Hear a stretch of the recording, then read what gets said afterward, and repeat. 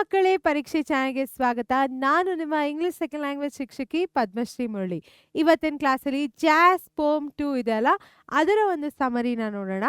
ಇದನ್ನ ಬರೆದಿದ್ದವರು Karl ವೆಂಡೆಲ್ ಹೈನ್ಸ್ junior. ಆಯ್ತಾ, ನಾನು ನಿಧಾನಕ್ಕೆ ಹೇಳಿದೆ ಬಿಕಾಸ್ ನಿಮ್ಮ ತಲೆಯಲ್ಲಿ ರಿಜಿಸ್ಟರ್ ಆಗಬೇಕಿದು, ತುಂಬ ಇಂಪಾರ್ಟೆಂಟು.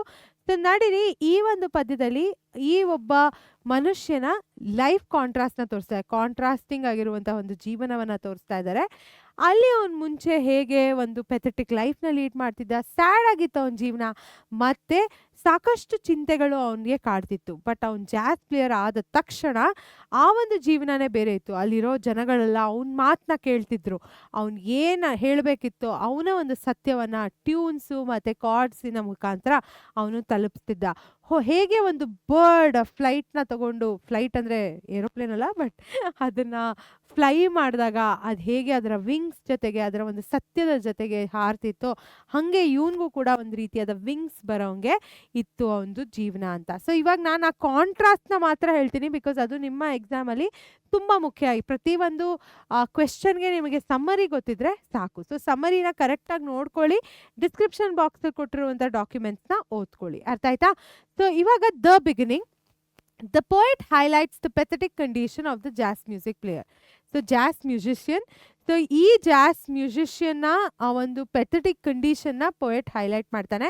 ಸೊ ಅದು ಹೆಂಗೆ ಮಾಡ್ತಾನೆ, ಅವನ ಒಂದು ಅಪಿಯರೆನ್ಸಿನ ಮುಖಾಂತರ. ಸೊ ಇಲ್ಲಿ ಅವನ ಅನ್ಶೇವನ್ ರಿಂಕಲ್ ಫೇಸ್ ಆಗಿರಲಿ, ಓಲ್ಡ್ ಬ್ಲೂ ಶರ್ಟ್ ಆಗಿರಲಿ, which is faded and frayed at the collar. ಇಲ್ಲೊಂದು ರೀತಿಯಾದ ಒಂದು ತುಂಬ ಒಂದು ಹರಿದಿ ಹೋಗಿರುವಂತಹ ಒಂದು ಫ್ರೇಡ್ ಆಗಿತ್ತು ಅವನ ಒಂದು ಕಾಲರು. ಆ್ಯಂಡ್ ಅವ್ನ ಶರ್ಟ್ ಏನಿತ್ತು ಅದು ತುಂಬ ಫೇಡ್ ಆಗಿಬಿಟ್ಟಿತ್ತು, ತುಂಬ ಸತಿ ಹಾಕೊಂಡು. ಅವನ ಜಾಕೆಟ್ ಏನಿತ್ತು ಅದು ಓಲ್ಡ್ ಆಗಿಬಿಟ್ಟಿತ್ತು. ನೆಕ್ ಟೈ ನೀಟಾಗಿ ಪ್ರಾಪರಾಗಿ ಹಾಕಿರಲಿಲ್ಲ. ಸ್ಟಮಕ್ ಏನಿತ್ತು ಸ್ಯಾಗಿಂಗ್ ಆಗಿತ್ತು. ಒಂದು ಸ್ವಲ್ಪ ವಯಸ್ಸು ಕೂಡ ಆಗ್ಬಿಟ್ಟಿತ್ತು ಅವನಿಗೆ. ಶೂ ಓಲ್ಡ್ ಆಗಿತ್ತು ಆ್ಯಂಡ್ ಅದರಲ್ಲಿ ಪೇಪರ್ ಕೂಡ ಇತ್ತು. ಹಿಸ್ ಸ್ಯಾಕ್ಸೋಫೋನ್ ಏನಿತ್ತು ಅದು ಕೂಡ ವಯರ್ ಕೋಟ್ ಹ್ಯಾಂಗರ್ ಜೊತೆ ಸಪೋರ್ಟ್ ಆಗಿತ್ತು.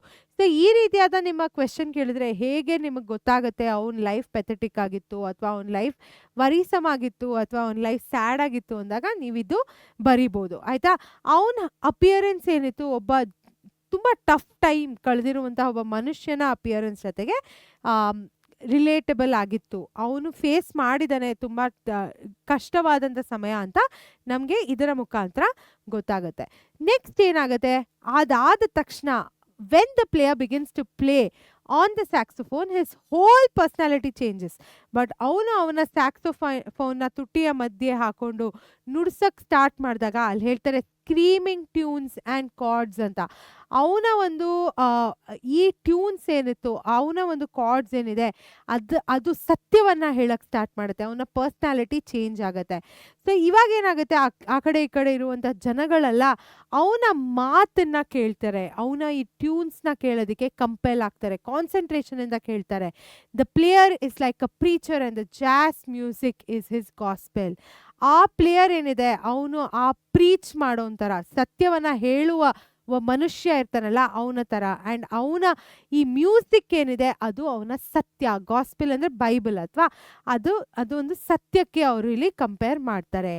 ಅವನನ್ನ ಒಂದು ಬರ್ಡ್ಗೆ ಕಂಪೇರ್ ಮಾಡ್ತಾರೆ. Resembles a bird who can fly towards freedom.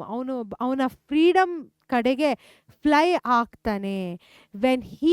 When playing music, he is not restricted by any societal constraints. ಯಾವುದೇ ಒಂದು ರೀತಿಯಾದ ಸಮಾಜದ ಒಂದು ಹಿಡಿತ ಇರುತ್ತಲ್ಲ, ಆ ಹಿಡಿತದಿಂದ ದೂರವಾಗಿ ಇವನು ಅವನದೇ ಒಂದು ಮ್ಯೂಸಿಕ್ನ ಪ್ಲೇ ಮಾಡ್ತಾನೆ. The player has a commanding presence when playing which contrast his earlier demeanour. ಅವನ ಒಂದು ಈ ಸತ್ಯ ಏನಿದೆ, ಅವನ ಒಂದು ನಿಜವಾದ ಒಂದು ಜೀವನಕ್ಕಿಂತ ತುಂಬ ಡಿಫ್ರೆಂಟ್. ಅವನು ಬೇರೆ ರೀತಿಯಾದ ಕಮಾಂಡಿಂಗ್ ಪ್ರೆಸೆನ್ಸ್ ಹೋಲ್ಡ್ ಮಾಡ್ತಾನೆ. ಸೊ ಇಲ್ಲಿ ಬ್ಲ್ಯಾಕ್ ಸಿಟಿಸನ್ಸ್, ಬೇರೆ ಇನ್ಫಾರ್ಮೇಷನ್ ನಿಮ್ಗೆ ಏನು ತಿಳ್ಕೊಂಡಿರಬೇಕು ಅಂದರೆ, black citizens in America have had suffered several injustice over the years. ಸಾಕಷ್ಟು ವರ್ಷಗಳಿಂದ ಬ್ಲ್ಯಾಕ್ ಅಮೆರಿಕನ್ಸ್ ಏನಂತಾರೆ ಅಂದರೆ, ನಮ್ಮ ಆಫ್ರಿಕನ್ ಅಮೇರಿಕನ್ಸು, ಈ ಒಂದು ಎಥ್ನಿಸಿಟಿ ಏನಿದೆ, ಎಥ್ನಿಕ್ ಗ್ರೂಪ್ ಏನಿದೆ, ಅವರು ಸಾಕಷ್ಟು ಒಂದು ಸಫರಿಂಗ್ಸ್‌ನ ನೋಡಿದ್ದಾರೆ. The jazz player could be a representation of all the black people. So ಈ ಜಾಝ್ ಪ್ಲೇಯರ್ ಏನಿದ್ದಾನೆ ಅವನು ಈ ಒಂದು ಬ್ಲಾಕ್ ಪೀಪಲ್ ಇಂದ ರೆಪ್ರೆಸೆಂಟೇಷನ್ ಆಗಿರಬಹುದು. Jazz music could be a symbol of the black culture. ಈ ಜಾಝ್ ಮ್ಯೂಸಿಕ್ ಏನಿದೆ ಅದು ಬ್ಲಾಕ್ ಕಲ್ಚರಿನ ಆ, ಒಂದು ಸಿಂಬಲ್ ಆಗಿದೆ ಅಂತ ಕೂಡ ಹೇಳ್ತಾರೆ. The poet could be conveying that true freedom will be found only when black people are able to fully embrace their culture. ಯಾವಾಗ ಬ್ಲ್ಯಾಕ್ ಪೀಪಲ್ ಅವರ ಕಲ್ಚರ್ನ ಎಂಬ್ರೇಸ್ ಮಾಡ್ತಾರೋ, ಅವರ ಟ್ರುತ್ನ ಎಂಬ್ರೇಸ್ ಮಾಡ್ತಾರೋ, ಆವಾಗಲೇ ಅವ್ರಿಗೆ ಫ್ರೀಡಮ್ ಸಿಗತ್ತೆ. ಆ ಟ್ರುತ್ನ ಅವ್ರು ಕನ್ವೆ ಮಾಡ್ತಾರಲ್ಲ ಆ್ಯಂಡ್ ಆ ಟ್ರುತ್ನ ಅವರು ಎಕ್ಸ್ಪೀರಿಯನ್ಸ್ ಮಾಡ್ತಾರಲ್ಲ, ಆವಾಗಲೇ ಅವ್ರಿಗೆ ಫ್ರೀಡಮ್ ಸಿಗೋದು ಅಂತ ಹೇಳ್ತಾ ಇದ್ದಾರೆ. ಸೊ ಇದಿಷ್ಟು ನೀವು ತಿಳ್ಕೊಂಡಿದ್ರೆ ನಿಮ್ಮ 3 ಮಾರ್ಕರ್ 4 ಮಾರ್ಕರ್ ಆನ್ಸರ್ಸ್ ಅಂತೂ ನೀವು ಪರ್ಫೆಕ್ಟಾಗಿ ಬರೀಬೋದು ಮಕ್ಕಳೇ. ಅದನ್ನು ಹೇಳ್ತಾ ಈ ಸಮರಿನ ಅಂತ್ಯಕ್ಕೆ ಬಂದಿದ್ದೀವಿ ನಾವು. ನಿಮಗೆ ಡೀಟೇಲ್ ಎಕ್ಸ್ಪ್ಲನೇಷನ್ ಬೇಕು ಅಂದರೆ ನನ್ನ ಎಕ್ಸ್ಪ್ಲನೇಷನ್ ವಿಡಿಯೋನ ನೋಡೋದಕ್ಕೆ ಮರಿಲೇಬೇಡಿ, ಓಕೆನಾ? ಅದರ ಜೊತೆಗೆ ನಮ್ಮ ಪರೀಕ್ಷೆ ಚಾನಲಲ್ಲಿ ನಡೆಸ್ತಿರುವಂಥ ಪ್ರತಿಯೊಂದು ಸಬ್ಜೆಕ್ಟ್ ವೀಡಿಯೋಸ್ನ ನೋಡಿ, ಸಬ್ಸ್ಕ್ರೈಬ್ ಮಾಡಿ, ಈ ವಿಡಿಯೋನ ಲೈಕ್ ಮಾಡಿ, ಕಾಮೆಂಟ್ ಮಾಡೋದನ್ನ ಮರಿಬೇಡಿ. ನಿಮ್ಮ ಸ್ನೇಹಿತರ ಜೊತೆಗೆ ಶೇರ್ ಮಾಡಿ, ಡಿಸ್ಕ್ರಿಪ್ಷನ್ ಬಾಕ್ಸಲ್ಲಿ ಕೊಟ್ಟಿರುವಂಥ ಡಾಕ್ಯುಮೆಂಟ್ನ ರೆಫರ್ ಮಾಡಿಬಿಟ್ಟು ಓದ್ಕೊಳ್ಳಿ ಅಂತ ಹೇಳ್ತಾ ಟಾಟಾ ಬಾಯ್ ಬಾಯ್.